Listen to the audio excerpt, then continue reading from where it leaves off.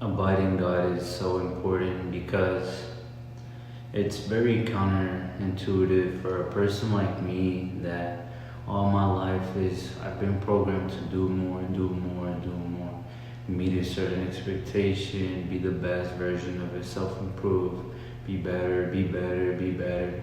But God showed me that lately in my life and just all around my life that you don't gotta do more, you just gotta trust more.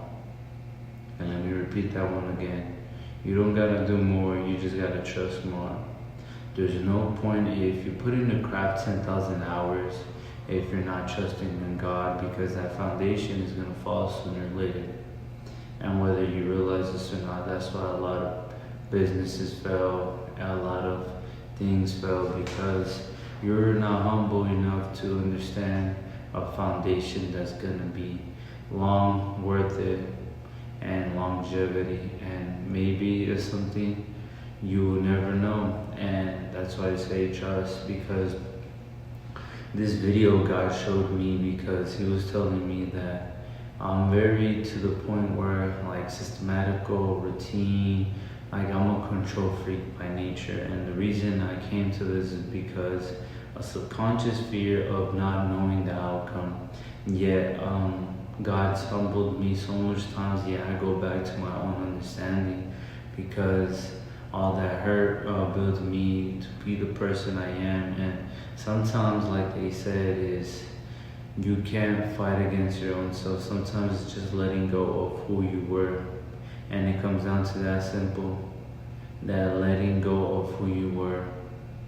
And what's gonna work is not always gonna work. For example, for me to be the person that God wants to be now, I have to do something else, trust a little more. God doesn't want me to do it all on my own, but fully trusting in Him. And the way I go about it is literally knowing that if I don't do X, Y, Z, God's going to support me. Because it's not through my works, but through His works. Because if I wasn't be able to be born today or be alive today, in other words, then I wouldn't have this, this pleasure to be able to quote unquote do it. But that's just God. And I think that foundation is very important because you go back to, I'm alive thanks to God. God is working within me. Now I'm working within myself. It's never about you, it's about God. And once you realize this humility is what gets you places. This understanding of faith, this understanding of Jesus, His character, who He is. And I can't speak on that because I'm not God, but for the most part, we all know deep down, ego is good. Is ego? Who's telling you ego is good? Just dumb it down. Ego is you. You're not in a world where it's just you. So, by definition, you don't need ego. Ego is just, people think ego is confidence. But you can have confidence in God, and that's not ego. You see how the world really messed me up and messes people up the way they think? And so that's why I try to be very crucial on what I do. I pray about it because I know what it is to understand on my own understanding. And God doesn't want me to understand on my own understanding. Because if I did, I wouldn't be the version that God wants me to be. Now, this version is called to be aligning in God 100%. 100%, meaning in all aspects of life. Meaning, have God in your language, have God in your identity. Have no longer you, but God. That no matter what you're going through, that you rely on God. And that gives you a tranquility, a peace, because if you know God, and if you set that intention, you can go back on those stories and remind yourself that these are mere lies, these are negative thoughts that are not mine but the enemy's, and that I can recall that God has been faithful and He keeps His word, and He's not like us humans where we can lie, right? And where we are faulty, or we're We make errors. Well, God, He's 100% intentional. God is key to, He's He is man, Jesus, man of His word, right? He keeps His promises. And once me understand that, that's when really things really started being more better, because I just started becoming more abiding in the world with God, instead of avoiding the world and not abiding in God. And that teaches you balance, though. And that's something that God has taught me, discernment, and I'm grateful because of it. Yeah, and the self-improvement, that's where it gets very tricky, because the ego is something that is meant for you to just grow that fear, whether we realize it or not. The fear of losing, the fear of uncontrol, the fear of hurt, the fear of scared. But if you're operating on fear, you're capped. But if you're not capped, if you're operating on God, and God is not going to put limits on you. Like, for example, this room, there's a limit of how back I can go without hitting the wall. But with God, there's no limits with Him.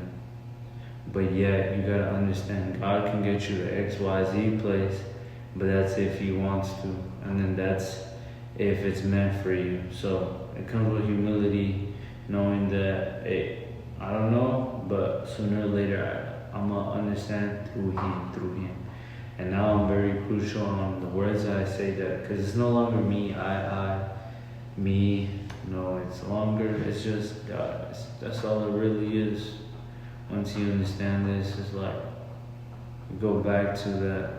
And I sound like a repeating freaking record player, but one, it's reaffirming it in me. Two, I know what it is to be arrogant. I know what it is to not be as humble, to not have as much humility, because I'm by definition flawed, and not just that, but at one point I was that way where no, it's just I, me, and that just showed me that you can't without God. It's super simple. And self-improvement will sooner or later teach you to serve for others instead of yourself, to serve God instead of yourself, to abiding God.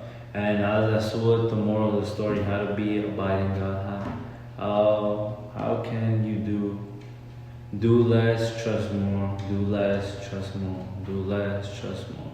You can spend freaking 8 hours in prayer, and your ego's gonna tell me I'm not working.